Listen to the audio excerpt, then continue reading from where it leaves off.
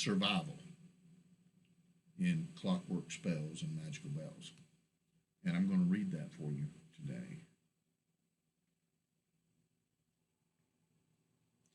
Starts on page 175.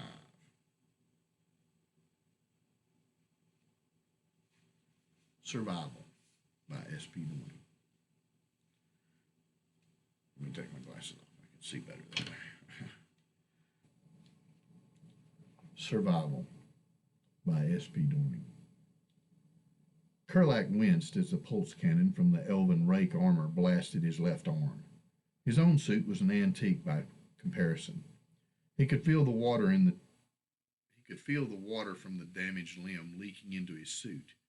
That wasn't good. If water was leaking into his suit, it meant that one of the cooling lines had ruptured. That in turn meant it was about to get really hot in here.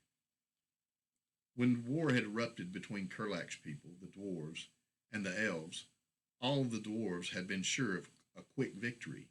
The stick-like elven people were fragile in body and relied on their magic to protect them. In the beginning, it had been bloody, and it had seemed like the steam-driven suits that were piloted by the stocky dwarves would indeed be the deciding factor. Magic was powerful, but it was limited by arcane runes and sigils, whereas the only thing limiting the dwarves was their own imagination.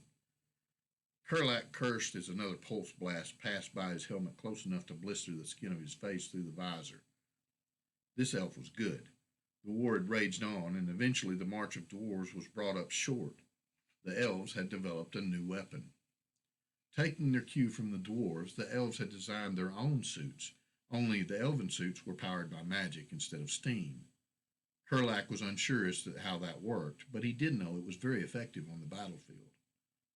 When the rake suits had first appeared, the dwarves had thought they were demon spirits, summoned by the elves to fight for them. It was Kurlak's own cousin that had managed to kill the first one. The body had been brought back to Hammervale to be studied by the chief builders there.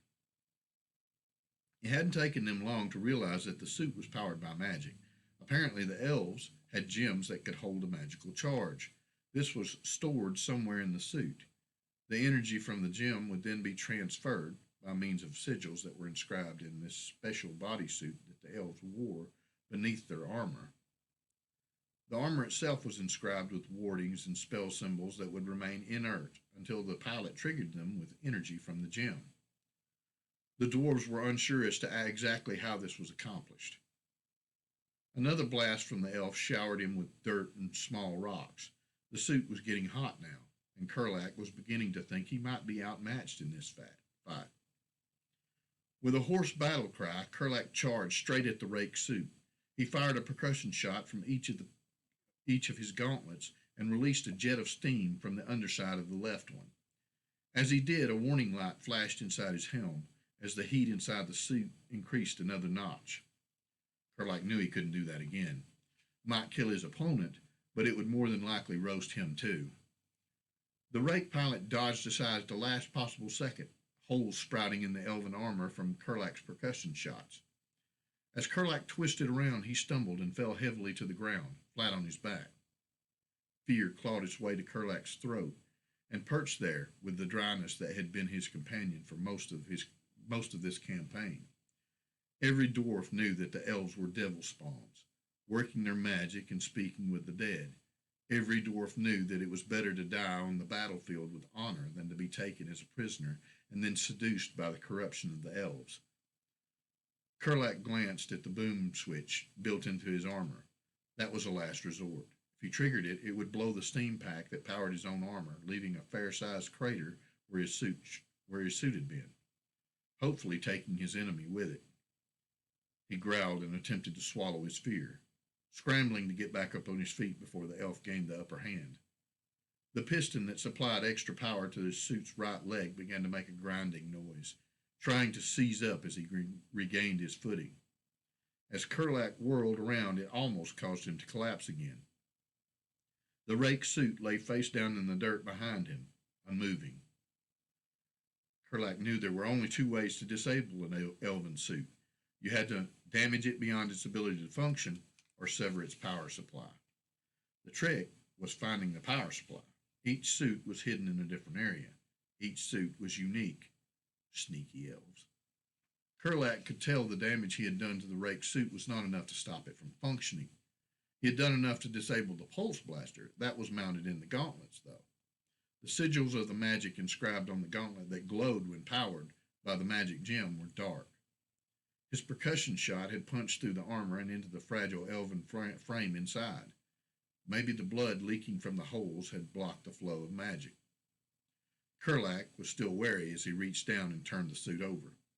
Suddenly, the rake suit exploded into motion as Kurlak flipped it over onto its back. The metal gauntleted fists of the elven pilot cannoned into the side of Kurlak's helmet. Flash bulbs of pain exploded in his eyesight as he stumbled backward. 2 more times the sledgehammers rocked his helmet from side to side, each time forcing him back several steps. Kurlak could feel the armor getting heavier as the hydraulics ruptured and the coolant pumps began to fail under the onslaught. Kurlak looked up at the rake suit as it hovered above him. Had it gotten taller? No, he had fallen onto his back.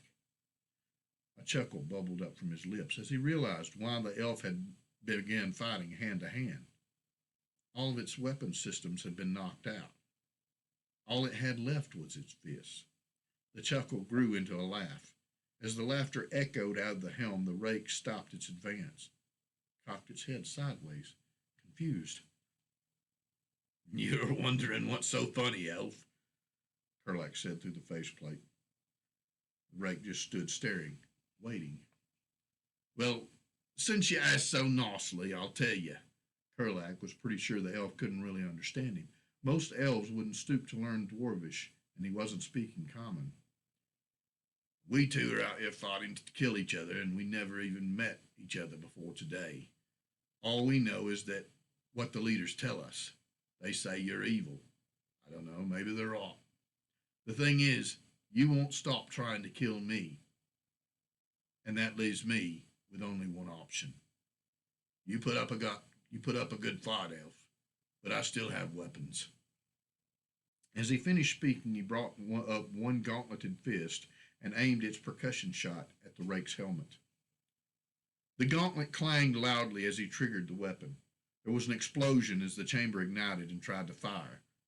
To Kurlak, it felt as if his forearm had been caught between the hammer and anvil in his uncle's metalworking shop. The weapon must have been damaged during the fight. Pain blinded him, and everything went dark. Warmth flooded through him as Kurlak swam back to consciousness. It was a good kind of warmth. It seemed to soothe the pain and ease the tension of muscles. As he opened his eyes, he gasped in horror. The elf was using magic on him. Kurlak scrambled away from the elf. The elf had stripped him out of his armor and had discarded the rake suit as well. They sat there, face to face, with nothing between them except the histories and traditions that had started the war to begin with. Just 2 soldiers from opposite sides. It was the first time Kurlak had seen a live elf face to face. You spoke good words, the elf said in broken, heavily accented Dwarvish. We not angered at each other. Kurlak's mouth dropped open. This elf was speaking Dwarvish. How? Was all he could sputter to the elf. Scholar, not soldier, the elf said, motioning to himself. It was then that Kurlak noticed the magic gemstone lying beside the elf. It was cold and dark. The elf had used the last of it to heal him. Why? It made no sense. Because to stop war, we need more yous.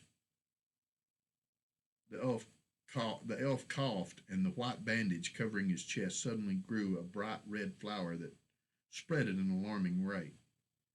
Cripes, elf! Kurlak exclaimed, rushing back over to him. The elf sagged like a broken toy and leaned all of his slight weight upon Kurlak. It weighed no more than a dwarven child. Kurlak eased him back onto the ground. The elf's breathing had become ragged, and another of the red flowers had joined the first on the plain white bandage. It was dying. "Why?" Kurlak screamed at it. "Why did you save me, you stupid elf? Why?" There was no reply. The light had gone out of the elf's clear green eyes. A sob welled up from the depth of Kurlak's soul, a sob that he had not known was there and was unaware was coming.